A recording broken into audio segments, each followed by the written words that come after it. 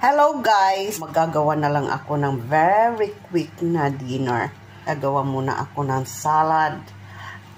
Ayan ang aking romaine lettuce.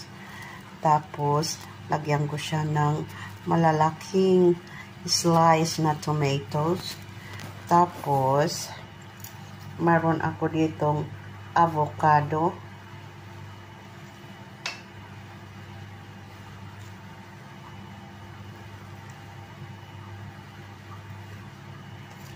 Damihan ko ng avocado kasi maganda ito. Tapos nagluluto ako ng dory fish. Sandali lang guys. Butter. Andito na yung dory fish ko. Napakasimple lang guys.